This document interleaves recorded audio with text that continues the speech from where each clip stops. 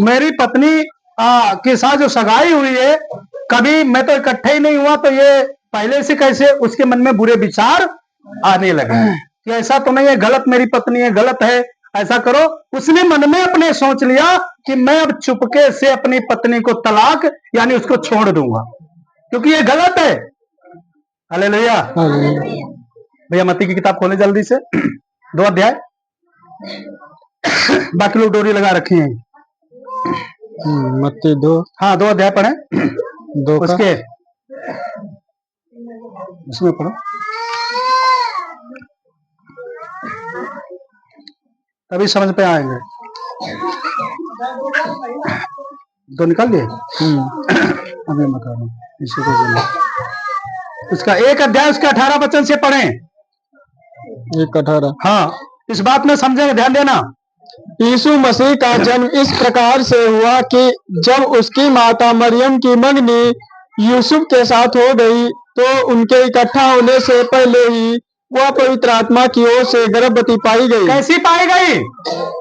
यूसुफ नाम के व्यक्ति के साथ उनकी मंगनी हुई, और बाइबल बताती है पति पत्नी इकट्ठे नहीं हुए, जैसे कि शारीरिक तौर से होते हैं, ऐसा नहीं हुआ, क्योंकि उनके इकट्ठे होने से पहले मरियम क्या पाई गई?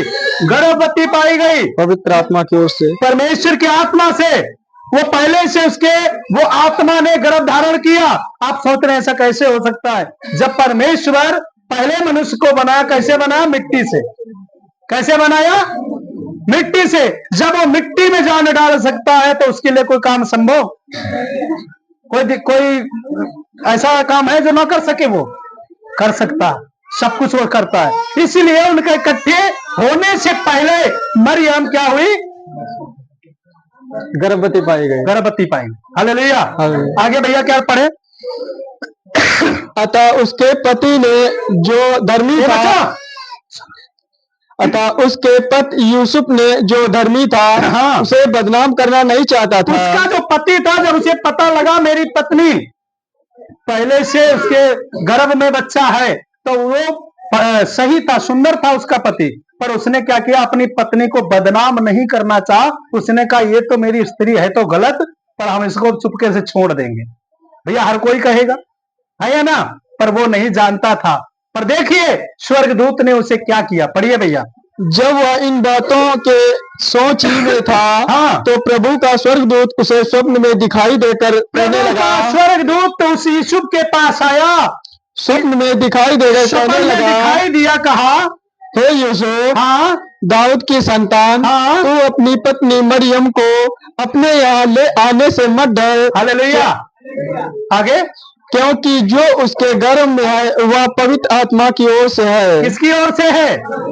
स्वर्गदूत ने जब उस आदमी को संदेश दिया जिसकी पत्नी पर, जिसे अपनी पत्नी पर डाउट था, वो छोड़ना चाहता था मरियम को, परंतु स्वर्गदूत ने सपन में आकर के उसे यूसुफ से कहा, है यूसुफ ऐसा मत कर, जो तू बात सोच रहा ऐसा नहीं है, ऐसा नहीं है जो तू बात सोच रहा है। उसको अपने यहाँ लाने से मत डर, क्योंकि जो उसके पेट में पल रहा है वो परमेश्वर का आत्मा है, वो परमेश्वर है। आगे भैया पढ़ेंगे। वह पुत्र जनेगी, वह पुत्र जनेगी, तो उसका नाम यीशु रखना, उसका नाम यीशु रखना, क्योंकि वह अपने लोगों का और उनके पापों से उद्धार करेगा। हालेलुया। जब स्वर्गदूत ने यीशु को बताया कि तुम्हारी पत्नी गलत नहीं है, प्रभु का आत्मा उसमें है, वो पवित्र आत्मा की ओर से गर्भवती है, ये किसी मनुष्य के होने से नहीं है, अपने यहाँ लाने से मत डरो। इसलिए उसने क्या किया? उसका नाम यीशु रखना, वो जगत का उद्धार करता परमेश्वर होगा। आज यीशु मसीह पूरी दुनिया के लिए जन्म लिए, एक कुमारी के द्वारा जन्म लिए, और वो बड़े होकर क्या किया? पूरे जगत के लिए उन्होंने क्या किया? अपनी जान कुर्बान करके लोगों, समस्त पृथ्वी के लोगों के लिए अपनी जान, जैसे यशायाह ने कहा, उसने यशायाह नबी ने भविष्यवाणी की एक उद्धार करता जन्मेगा, वो वहां पे लिखा है उसका नाम इम्मानुएल रखा जाएगा, जिसका अर्थ है परमेश्वर हमारे साथ है। आज वो सचमुच वो शांति का दाता, शांति का राजकुमार, जिसकी प्रभुता उसके कंधों पर है, आज मैं बीच में बताना चाहता हूं कि वही यीशु मसीह जिसकी आज हम जन्मदिन पर आए हैं, ये यीशु मसीह कोई छोटा मोटा कोई भगवान नहीं है, ये पूरी दुनिया का परमेश्वर है। जिसे आज तरीके तरीके से लोग उसको गलत बोलते हैं, वो ईसाइयों का परमेश्वर है, ईसाइयों का नहीं है, पूरी पृथ्वी का परमेश्वर है। Hallelujah, hallelujah. परमेश्वर का धन्यवाद। अब देखिएगा लूका किताब में जहां हम पढ़ा रहे थे वहीं पे जाइए और देखो जन्म कैसे होता है, पढ़िए। लूका 4, वही दो लूका 2, 2 अध्याय एक 28 पढ़े, एक और उसका 28 वचन। लूका 1:28 पढ़े। स्वर्गदूत ने उसके पास भीतर आकर कहा, क्या कहा? आनंद और जय तेरी हो। मरियम से कहा है, मरियम आनंद और जय तेरी हो। आज बड़ी खुशी खबरी की बात है। क्या है? जिस पर ईश्वर का अनुग्रह हुआ है। किस पर? किस पर अनुग्रह हुआ? मरियम। क्या तुम पर नहीं हुआ? चंगाई का, छुटकारे का, पाप की छुड़ौती का क्या आपके ऊपर अनुग्रह नहीं हुआ? आज उसके अनुग्रह से हम लोग आज यहाँ पर जीवित हैं। और ये अनुग्रह पैसों से नहीं हुआ है। कैसे नहीं हुआ? क्या पैसे दिए आपने कि परमेश्वर हमारे गुनाह पाप क्षमा करे? क्या वो पैसा लेकर गुनाह पाप क्षमा कर रहा है? क्योंकि नहीं, ये सेठ में खुदा ने आपके लिए किया है, पूरे संसार के लिए कर रहा है। पढ़े भैया आगे।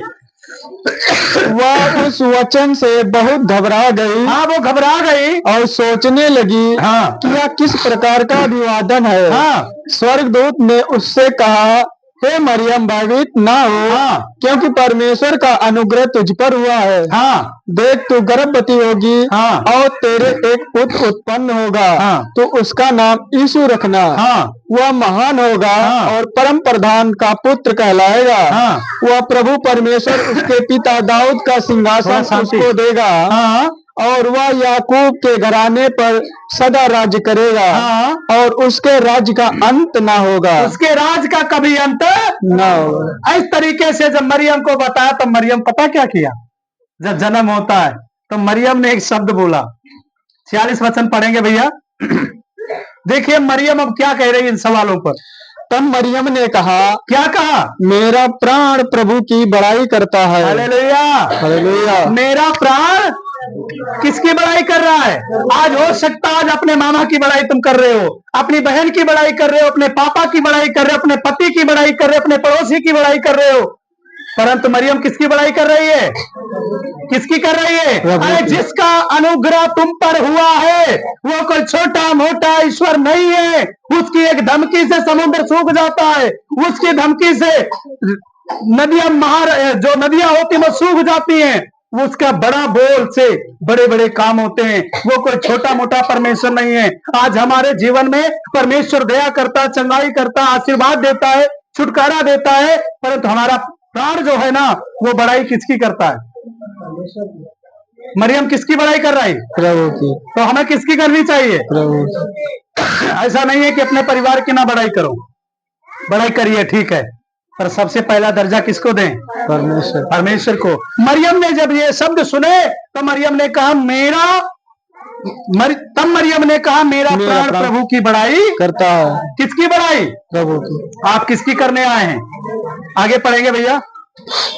और मेरी आत्मा मेरे उद्धार करने वाले परमेश्वर से आनंदित हुई। किसके द्वारा? और मेरी आत्मा मेरे उद्धार करने वाले परमेश्वर से क्यों आनंदित हुई? आप आनंदित हैं? आपने उद्धार दिया, आपको उद्धार मिला, खुदा ने उद्धार तुम्हारा किया, तुम्हें छुटकारा दिया, तुम्हारी प्रार्थना को सुना, तो तुम्हें आनंदित होना चाहिए या नहीं? हालेलुया। मरियम कह रही है मेरा प्राण प्रभु की बड़ाई करता है, मेरी आत्मा मेरे उद्धार करने वाले परमेश्वर से आनंदित हुई, क्योंकि उसने अपनी दासी की दीनता पर दृष्टि की है। आप खुदा की दृष्टि में दीनता के साथ चलिए। खुदा की दृष्टि में आप अपने आप को समर्पण करें परमेश्वर के सामने। प्रतिदिन समय प्रभु को देते जाइए। प्रार्थना में वचन पढ़ सकते हैं तो वचन किताब को लें, किताब को पढ़िए, खुदा से अपनी प्रार्थना को रखिए, संगति जहां हो रही उसके लिए समय निकालिए, परमेश्वर का भय माने। खुदा आपके ऊपर भी अनुग्रह, इससे भी बड़े बड़े और काम करेगा आपके जीवन में जो आप नहीं सोचते। मरियम ने कभी नहीं सोचा कि मेरे साथ ऐसा होगा। आज मरियम का नाम सब स्त्रियों से धन्य कौन निकली? सब स्त्रियों से धन्य कौन निकली? मरियम। क्यों? क्योंकि उसकी दीनता पर प्रभु ने क्या की है? दृष्टि। आप भी बनिए, आप भी करिए। बोले यीशु मसीह की जय। परमेश्वर का धन्यवाद। परंतु अंधेरा छाया हुआ है, ज्योति तो है, ज्योति तो आई जगत में, पर अंधकार ने उसे क्या किया? ग्रहण नहीं किया। ग्रहण। यीशु तो आए जगत में, पर उस पर किसी ने विश्वास, पर जितनों ने उसे ग्रहण किया सचमुच वो परमेश्वर की संतान उन्हें होने का अधिकार मिला। मैं आपके सच में आपके बीच में बताना चाहता हूं, मेरा प्रभु यीशु जो दुनिया के लिए आज जिसका हम जन्मदिन मनाते हैं 2024 वर्ष, जो प्रभु यीशु मसीह को इस दुनिया में आए हुए हो गए, उसके जन्म पर आज हम लोग यहाँ पर इकट्ठे हुए। वो यीशु मसीह जिसने सदियों साल वादा किया था लोगों ने कि एक उद्धार करता आएगा, और आज वो यीशु मसीह को आए हुए 2024 वर्ष प्रभु यीशु मसीह को इस पृथ्वी पर आए हुए हो गए। बाइबल बताती है कि यीशु मसीह अब अपने लोगों को लेने के लिए आ रहा है। क्या करने आ रहा है? लेने के लिए आ रहा है। यदि आप तैयार नहीं हैं, यदि आप परमेश्वर के लिए तैयार नहीं है, अपने आप को तैयार नहीं कर रहे हैं, अभी तक अपने आप को संसार व पाप में जिंदगी जी रहे हैं, तो मेरा खुदा बाइबल बताती है कि जिन्होंने तैयारी नहीं की उनके लिए क्या होगा? दरवाजे बंद हो जाएंगे, प्रार्थनाएं आपकी वहां तक नहीं पहुंचेंगी, और आपके लिए कोई भी सुविधा नहीं हो पाएगी। हालेलुया। तो आज हम किसके जन्म पर आए हैं?